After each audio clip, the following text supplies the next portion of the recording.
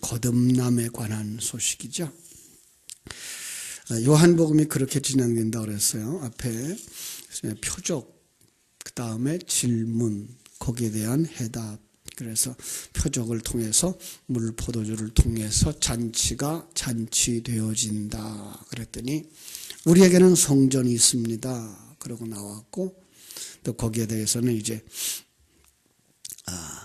성전 그거 가지고 안 된다. 거듭나야 된다. 그래서 이제 니고데모 같은 사람도 거듭나야 할 수 있다라고 말하자 이제 거듭남이 뭔지 자세하게 지금 설명해 주고 있는 거죠. 어제는 이제 광야에서 든 뱀을 통해서 거듭남이라고 하는 것, 거듭나고자 하는 열망은 어떻게 일어나는가, 그리고 거듭남은 어떻게 예수 그리스도를 통해서 일어나는가, 이렇게 해서 이제 요한복음 3장 14절, 15절, 16절을 통해서 중요한 말씀을 나눴습니다. 그 거듭난 자의 삶, 오늘 어떤 면에서는 이제 거듭난 자의 삶이 어떠해야 하느냐라는 부분을 이제 세례 요한을 통해서 우리에게 가르쳐 주고 있는 것입니다. 세례 요한은 어떤 사람일까요? 세례 요한, 아주 가장 쉽게 얘기하면 1장 6절 가지고 설명을 시작할 수 있겠죠. 1장 6절, 하나님께로부터 보내심을 받은 사람, 이 말씀 아주 선을 그어 놓으시고요, 밑줄 쳐 놓으시고요. 오늘 본문에서도 마지막 부분에 가면은 31절부터 쭉 나오는 말씀 중에 위로부터 오시는 이라는 말, 이렇게 이제 그래서 그 위로부터 오시는 이가 어떤 분이에요? 하늘로부터 오시는 이라고 31절에서 그 같은 의미들을 계속 반복해서 말하고 있고요. 그래서 세례 요한은 하나님께로부터 보내심을 받은 자다. 왜 보내심을 받아요? 1장 7절, 그가 증언하러 왔으니, 그죠? 증언하러 왔으니 곧 빛에 대하여 증거하는 자라. 그는 빛에 대하여 증거하는 자입니다. 자, 그런데 빛에 대해서 증거하는 자, 어떤 사람이 빛에 대해서 증거할 수 있어요? 빛을 가진 자, 그죠? 빛을 가진 자가 자기 속에 있는 자기를 비워낼 때 그 빛을 드러내고 증거할 수 있는 자가 되는 거죠. 그래서 그 자기는 비워져야 되고 자기 안에 있는 빛만 드러나야 된다. 그 말을 오늘 말씀 속에서 뭐라고 말했을까요? 오늘 말씀 속에서 그는 흥하여야 하겠고 나는 쇠하여야 하리라 라는 말로 설명하고 있는 거죠. 그죠? 세례 요한 아주 매우 유명했어요. 그 당시로서는. 참 많은 사람들이 그 앞에 깜빡 이제 죽을 만큼 유명했죠. 한번 마태복음 3장으로 가서 볼까요? 마태복음 3장에 보면은요, 그가 얼마나 대단했는지 그 상황을 설명하고 있죠. 마태복음 3장 5절로 7절. 이때에 예루살렘과 온 유대와 요단강 사방에서 다 그에게로 나와. 그가 어떤 사람인데요? 그가 4절, 요한은 낙타 털옷을 입고 허리에 가죽띠를 띠고 음식은 메뚜기와 석촉을 먹는 자. 그가 메시지가 뭐예요? 3장 2절, 회개하라 천국이 가까웠느니라. 그런데 그 얘기를 듣는 그들이 오늘 동서남북에서 예루살렘으로부터 온 유대, 요단강 사방에서 다 그에게 나와서 자기들의 죄를 자복하고 세례를 받았어요. 심지어 누구들까지 왔어요? 바리새인들과 사두개인들까지 나왔어요. 그러니까 당시에 그 세례 요한의 그 명성이라고 하는 건 대단했죠. 그렇죠? 그들은 그렇게 생각했어요.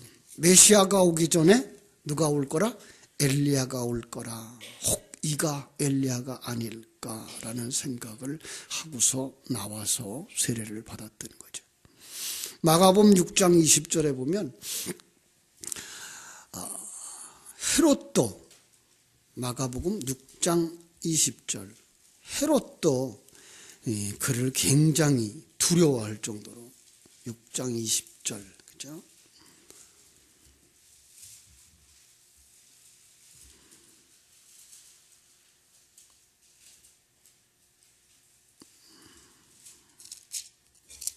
뭐라고 되어 있어요? 헤롯이 요한을 의롭고 거룩한 사람으로 알고 두려워하여 보호하며 또 그의 말을 들을 때에 크게 번민하면서 그랬어요. 그죠? 그러니까 이 당시로서는 헤롯이 누구예요? 로마의 총독이죠. 그죠?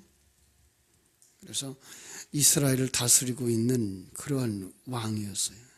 그런데도 불구하고 그 왕조차도 그 자기의 부정한 부분들을 지적하는데 그냥 미흡지만 그가 의로운 자고 권위 있는 자고 능력 있는 자라고 여겨져서 참 그를 어떻게 하지 못할 만큼 대단했던 거죠. 자, 그런데 그를 통해서 누가 세례를 받아요? 예수님이 세례를 받고, 그래 예수님도 또 세례를 주기 시작해요. 근데 예수님이 세례 준 게 아니고 누가 줬어요? 예수님의 제자들이 세례를 주죠. 그죠? 그랬더니 그들을 따르는, 예수님을 따르는 사람들이 더 많았어. 그 다음에 사람들 속에서 변론이 일어났어요. 누구 세례가 더 나으냐? 그러니까 먼저 된 자들, 요한의 그 제자들이 못마땅해서 예수님께 와서 따지는 거죠. 그죠? 그게가 이제 오늘 3장 시작 부분이에요. 3장 22절. 그 후에 예수께서 제자들과 유대 땅으로 가서 거기 함께 유하시며 세례를 베푸시더라. 요한도 살렘 가까운 에논에서 세례를 베푸니 거기 물이 많음이라. 왜 물이 많아야 되죠? 그 당시에 세례는 물속에 들어가서 침례하는 거예요. 물속에 쑥 들어갔다가 나오는. 그래서 물속에 쑥 들어가면서 뭘 생각해요? 이스라엘 백성들의 홍해를 건너면서 들어가서 죽는. 물속에 죽는, 그래서 죽었다가 다시 살아나는. 본래는 그들이 가지고 있었던 세례의 의식은 뭐였을까요? 그것은 죄 씻음의 의식이었어요. 그러나 그들에게 더 강조되어진 것, 그것은 바로 죽었다가 살아나는 부분이 바로 여기서 이제 드러나고 있는 것이었죠. 25절. 요한의 제자 중에서 한 유대인과 더불어 정결 예식에 대해 변론이 나고, 26절.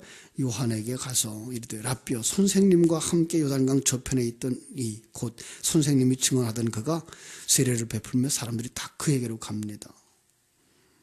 그랬더니 요한이 대답을 뭐라 그래요? 만일 하늘이 주신 바 아니면 사람이 아무것도 받을 수 없느니라. 내가 말한 바 나는 그리스도가 아니요 그의 앞에 보내심을 받은 자, 그죠? 엘리야의 역할이죠. 그를 증언할 자는 너희니라. 너희들도 뭘 증거해야 돼요? 그가 그리스도 메시아다라는 걸 증거해야 된다. 그러면서 이제 한 재미난 얘기를 거기다 넣었어요. 신부를 취하는 자는 신랑이나 서서 신랑의 음성을 듣는 친구가 크게 기뻐하나니 나는 이러한 기쁨으로 충만하노라. 그는 흥하여야겠고 나는 쇠하여야 하리라. 여러분, 오늘 우리가 요한을 통해서 뭘 볼 수 있습니까? 거듭난 자, 하나님께로부터 난 자니까 거듭난 자는 하나님의 주권을 믿는 자다라는 거죠. 그렇죠? 요한을 통해서 우리가 깨달을 수 있는 것, 그것은 바로 하나님의 주권. 하나님의 주권을 믿는 자는 어떤 사람입니까? 내 역할이 뭔지 자기 사명을 아는 자예요. 하나님만 보고 하나님만 바라보면서 달려가는 게 아니라 그 속에 누굴 봐요? 나 자신을 보는 사람이에요. 성도들의 삶이 자칫 자기는 돌아보지 아니하고 밖에 있는 하나님만 바라봐요. 그래서 예수님은 2000년 전에 십자가에 달린 예수 그리스도, 그 십자가만 바라보면 고난당하신 예수 그리스도가 생각나서 눈물이 나는 사람들. 거기서 끝나버리면 안 되죠. 거기서 끝나버리면 그냥 하나님을 밖에 두고 보는 자들이에요. 우리는 어디서 예수님을 보셔야 돼요? 내 안에서 나와 함께 십자가를 지고 함께 죽어가고 있는, 내 옛사람과 함께 죽고 있는 예수를 볼 수 있어야 돼요. 거기까지 볼 수 있어야 돼요. 그리고 그렇다면 내가 지금 죽은 자인데, 내가 지금 산 자, 내 안에 사는 자는 그리스도라고 고백하는 그 그리스도는 지금 내 안을 어떻게 이끌어 가시는가? 자기 역할이죠. 그래서 내게 맡겨진 역할, 내게 맡겨진 사명, 내게 맡겨진 본분, 이걸 어떻게 감당할 것인가? 그것을 이제 생각하며 살아가는 거죠. 사람들이 이것을 잘 정리 못해요. 이걸 못하면 내 역할 뭔지 모르면 그냥 서로 시기하고 질투하게 되어 있죠. 선교지에 가면은 그런 역할들이 참 안 돼요. 경쟁의식이 얼마나 심한지. 한국의 목회하고 똑같아요. 그냥 다른 사람보다 뭐 더 큰 일을 하려고 애를 쓰죠. 그래서 선교사 나갔다 그러면 어떻게 하든지 본국에서부터 경제적인 거 도움 갖다가 거기다가 뭐 신학교 세운다, 학교 세운다, 빵 공장 세운다, 떡 만드는 뭐 떡집 만든다 하는 그런 것들을 하는 걸로 뭔가 만들어 놔야 그게 일이라고 생각을 하는 거예요. 한국에서도 마찬가지죠. 목회하는 분들 그냥 큰 교회 목사들 부러워하고, 심지어 큰 교회 목사 시기하고, 또 큰 교회 목사들은 작은 교회 목사들을 무시하고, 교회 안에도 이런 경쟁들이 있어요. 자기 역할을 모르면 뭐 한다고요? 그냥 교역자들끼리, 부교역자들끼리 시기 질투, 교인들끼리 그래요. 심지어는 그 교인들끼리도 경쟁을 붙여요. 어제도 우리 이제 한 곳 신방을 하고 왔는데 참 유명한 목사님 교회에 다니시는 분이에요. 얼마나 교인들을 경쟁을 시키는지 전도하는 일에 앞장 세운다고 경쟁을 시켜요. 한 사람 데려오면 이제 점수를 줘요. 점수가 높아지면 그 사람한테서 성지순례하는 이제 여행비를 대준대요. 상금을 걸고. 그전에 어떤 분이 했던 얘기가 얼른 생각나더라고요. 전도 집회라고 해서 초청받아 강사로 갔더니 이렇게 현관에 들어갔는데 현관 로비에 승용차가 들어와 있더래요. 저기 왜 여기 와 있냐고 물어봤더니 이번 전도 집회에 상금, 상품이래. 1등 하는 사람에게 승용차를 준대. 그 다음에 거기에 냉장고도 있고, 거기에 뭐 오토바이도 있고, 텔레비전도 있고. 경쟁심을 불러일으키려고. 그래서 그 교회는 한 시간도 마음 편할 날이 없대요. 참, 여러분, 제가 그런 얘기를 했어요. 5살 난 애기 보고 애 낳으라 그러면 그 애가 낳아지냐고. 그 애가 애를 데려왔다 그러면 뭘 데려왔겠어요? 인형을 안고 왔든지 아니면 고아원에 가서 애를 훔쳐왔든지. 왜? 자기는 낳을 능력이 안 되니까. 이 일에 치우쳐가는 교회들. 아니요. 그건 뭘 몰라서?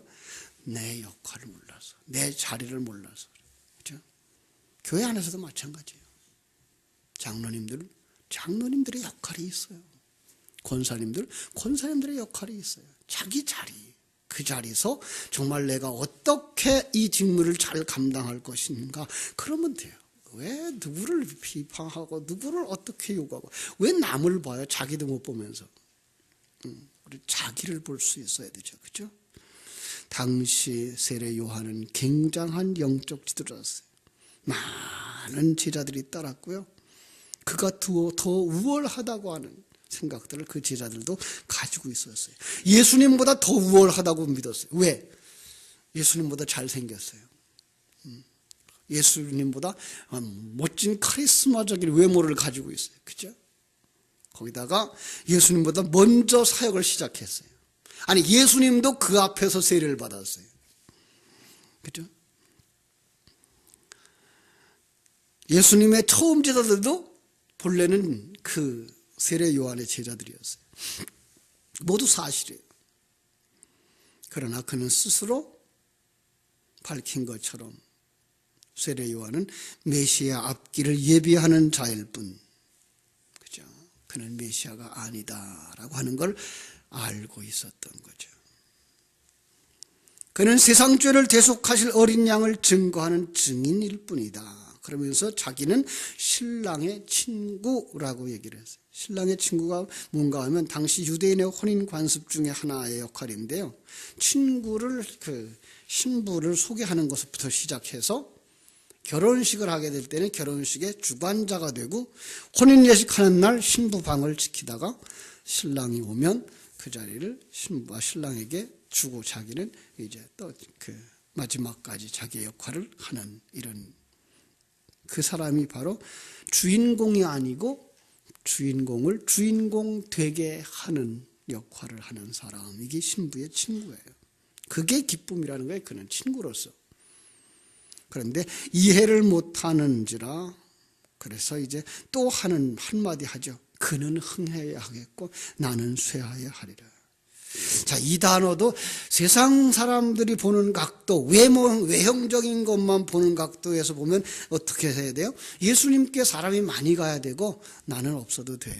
이 말로 볼 수 있어요. 그죠? 그렇게 해석들을 많이들 해요.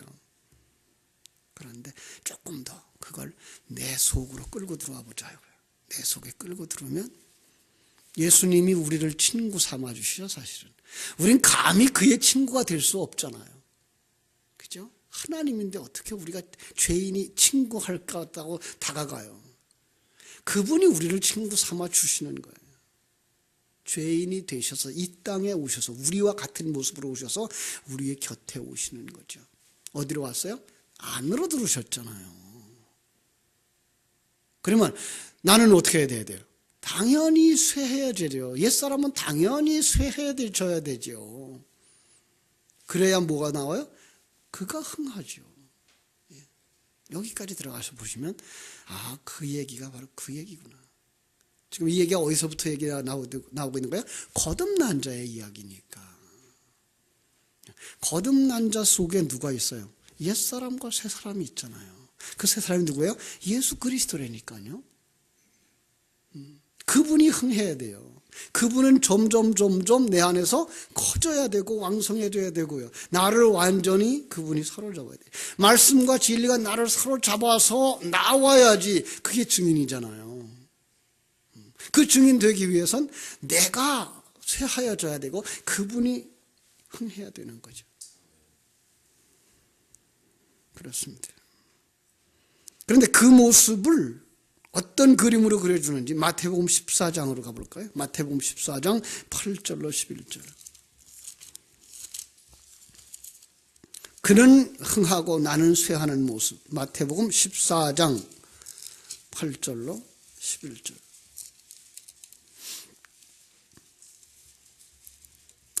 길게 다 봐야 되겠지만요. 1절부터 봤으면 더 좋겠지만 내용을 그냥 8절만부터 볼게요. 그가 제 어머니의 시킴을 듣고 이르되 세례 요한의 머리를 소반에 얹어 여기서 내게 주소서. 왕이 근심하나, 헤롯이죠. 왕이 근심하나 자기가 맹세한 것과 그와 함께 앉은 사람들 때문에 주라 명하니 사람들을 보내어 옥에서 요한의 목을 베어 그 머리를 소반에 얹어서 그 소녀에게 주니 그가 자기 어머니에게로 가져가니라. 뭐죠? 나는 쇠해야 되는 부분이 뭐예요? 내 목이 잘려나가는 거예요. 그렇죠? 그걸 그냥 순교의 그 아픔, 그래서 그 요한은 그렇게 죽었어, 얼마나 아플까, 얼마나 참 고통이 심했을까, 그걸로 보시면 안 되고, 그죠?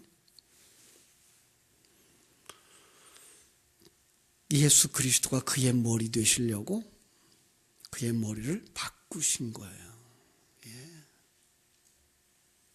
그것이 바로 목베임 당한 순교예요. 그래서 마태복음 8장 20절에서는요, 예수님이 그래요. 그 제자들을 이렇게 따라오려고 그러자 뭐라 그래요? 나는 머리 둘 곳도 없다 그래요. 여러분, 머리 둘 곳 없다고 하는 얘기도 우리가 생각하는 것처럼 예수님은 너무 가난해서 벽에 둘 곳자리도 없을 만큼 가난한 자였다? 아니요. 그는 아버지 집이 있어요. 그래도. 그런데 그때는 예수님이 십자가 지고 죽음과 부활의 사건이 아직 일어나지 아니한 때를 강조하면서 언제가 머리 둘 곳이 생겨요? 머리 둘 곳. 성도가 생겨야, 그죠? 머리 둘 곳이 생기잖아요. 왜? 성도의 머리가 그리스도니까. 교회의 머리가 그리스도니까. 그래서 아직 하나님의 백성이 생기지 않았어. 그 얘기를 하시는 거예요. 그런데 지금 그 머리 둘 곳이 생긴 거죠. 누구로 말미암아서? 요한으로 말미암아서. 요한이 머리가 잘려나가고 요한의 머리가 누가 된 거예요? 예수님이 되신 거예요. 이게 누구의 모습이에요? 여러분과 내 모습이어야 되는 거죠. 여러분과 내 안에서 주님이 들어와서 우리의 목을 쳐내죠. 그래서 주님이 내 머리가 되시고 주님이 내 주인 되시고 나는 그의 지체가 되고 나는 그의 몸의 세포가 되려지는 거죠. 그렇죠? 에베소 1장 22절에도 보면 하나님이 그를 만물 위에 교회의 머리로 삼았다라고 말하잖아요. 그를 우리의 머리로 삼는 거예요. 에베소 5장 22절에서도 그리스도가 교회의 머리라라고 말하고 있고요. 그래서 그 완성되어진 그림 가서 볼게요. 요한계시록 6장 9절. 요한계시록 6장 9절. 요한계시록 6장 9절. 거기에 어떤 그림이 그려져 있나 보세요. 다섯째 인을 떼실 때에 내가 보니 하나님의 말씀과 그들이 가진 증거로 말미암아 죽임을 당한 영혼들이 제단 아래에서 큰 소리로 불러 이르되, 여기 제단 아래에 뭐가 있어요? 죽임을 당한 영혼들. 어떻게 죽임을 당했을까요? 20장 4절 5절. 계시록 20장 4절 5절.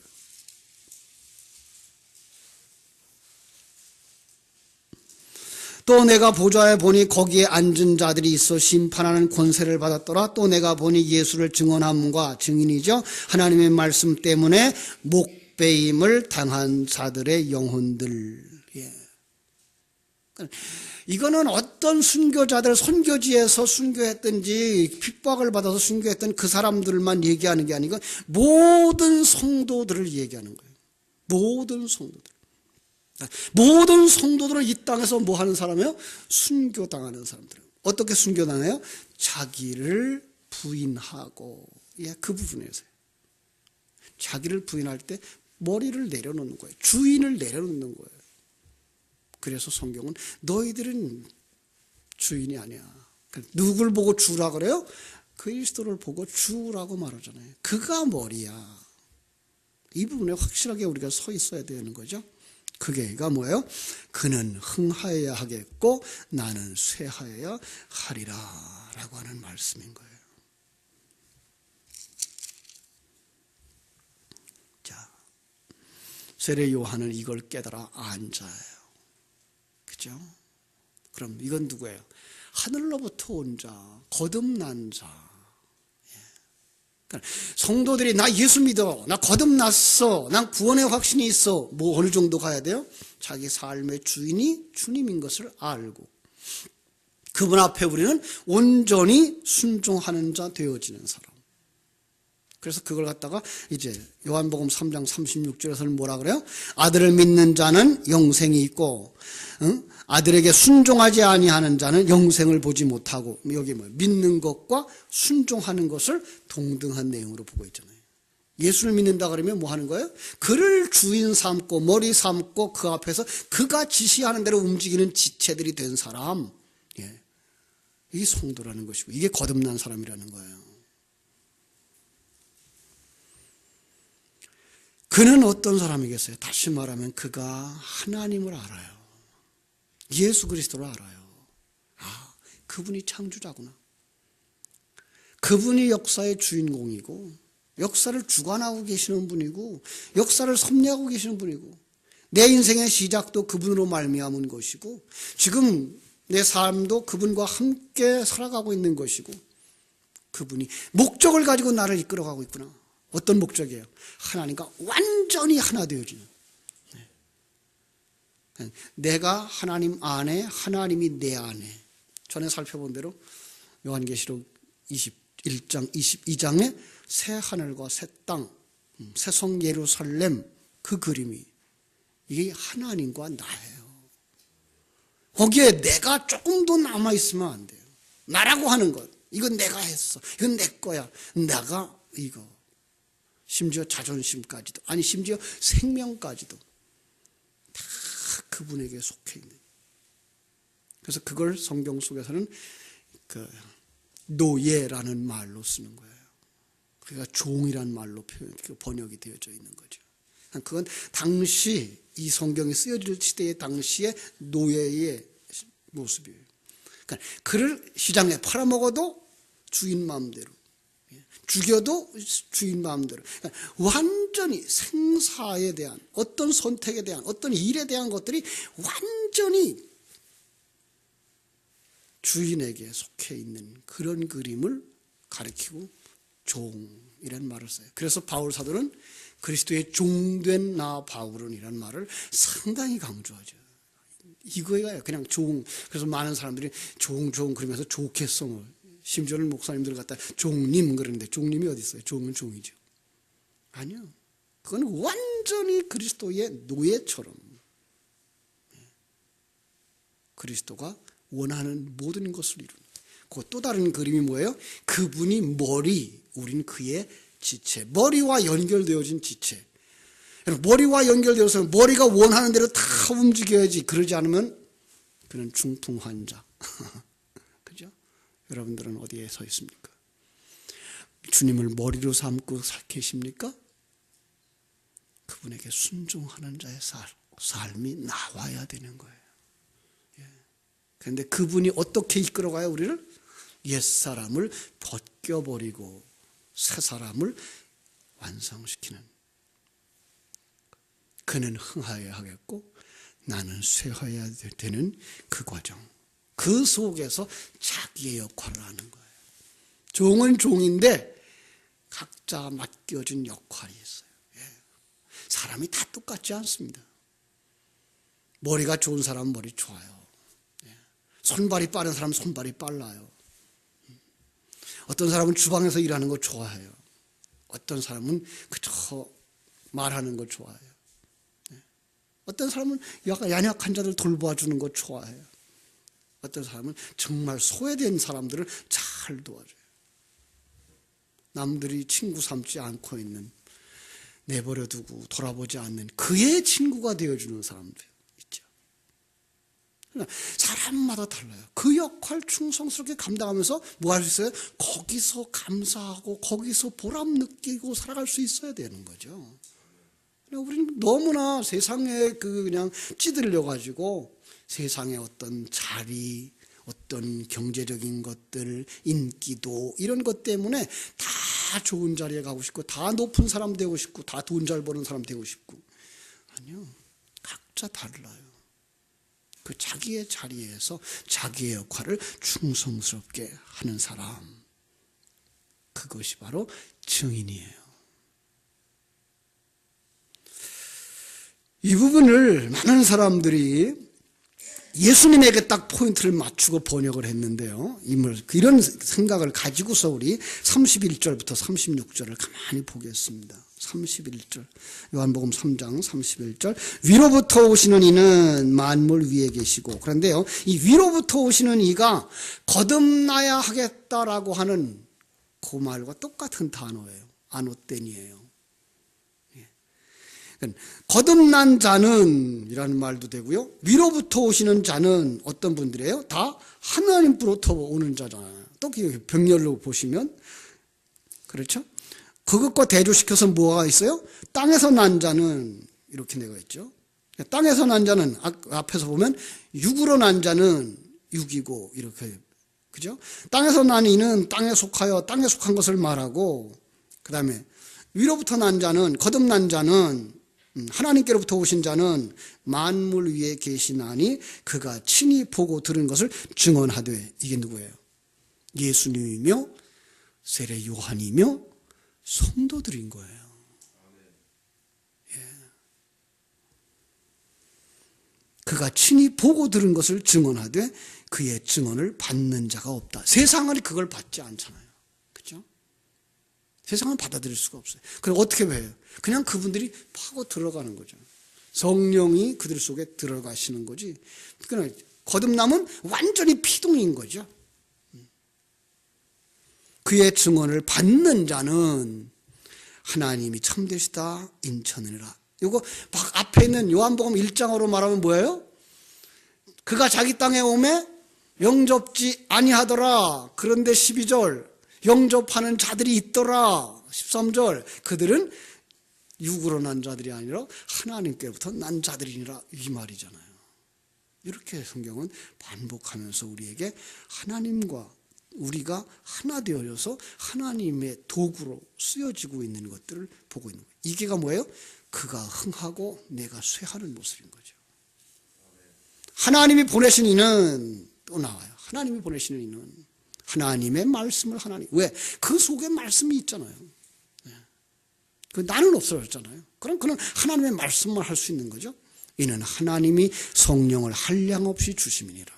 그 속에 성령, 말씀 똑같은 거죠. 진리가 그들 속에 충만하기 때문이다. 아버지께서 그를 누구라고 생각해요? 아들이라 말한단 말이에요. 아버지께서 아들을 사랑하사 만물을 다 그의 손에 주셨으니, 이건 예수 그리스도죠. 그렇죠? 아들을 믿는 자에게는 영생이 있고 아들이 순종하지 아니하는 자는 영생을 보지 못하고 도리어 하나님의 진노가 그 위에 머물러 있느니라. 그런데 그 아들이 어디에 있어요? 우리 안에 있잖아요. 요한복음 5장 24절에서는 뭐라 그랬어요? 내가 진실로 진실로 너에게 이르노니 내 말을 듣고 또 나 보내신 이를 믿는 자는 영생을 얻었고 심판에 이르지 아니하니 사망에서 생명으로 옮겼느니라. 요한일서 5장은 뭐라 그래요? 하나님의 아들이 있는 자에게는 영생이 있고 하나님의 아들이 없는 자에게는 생명이 없느니라 라고 말하죠. 아들이 어디에 있어요? 우리 안에. 그러면 우리가 누가 돼요? 아들이 돼요. 예수님도 이 땅에 오셔서 그 모습을 그대로 보여주신 것 아시나요? 예수님도 이 땅에 오셨을 때 육신을 그대로 가지고 오시고 진리의 성령의 말씀이 그대로 들어가 있는 뭐예요? 말씀 육신이신 몸이었어요. 그래서 우리의 뭐가 돼요? 장자가 돼요. 맏형이 될 수 있단 말이에요. 우리 첫 열매가 된단 말이에요. 예수 그리스도는 분명히 하나님이신 것이 맞아요. 그럼에도 불구하고 이 땅에 오셔서 우리와 죄인과 똑같이 살아가고 거듭난 자들은 어떻게 구원되며 어떻게 완성되어지는가를 그대로 앞서 우리에게 보여주시고 가신 거예요. 그러니까 그분이 증인되어진 것처럼, 그분이 이 땅에서 십자가 지고 죽은 것처럼 누구도, 나도 십자가 지고 죽으면 그 과정 속에서 내 안에 있는 그가 흥하고 그것이 드러날 때 그것이 증인되어지고 그 증인 통해서 뭐가 일어나요? 생명이 일어나는 것, 이게 전도란 말이에요. 이게 성숙함이란 말이에요. 이래야 진정한 하나님의 자녀들이 태어나는 거예요. 여러분들 속에 바로 이 세례 요한과 같은 증인의 삶이 나타나게 되기를 주님의 이름으로 축원합니다. 기도하겠습니다.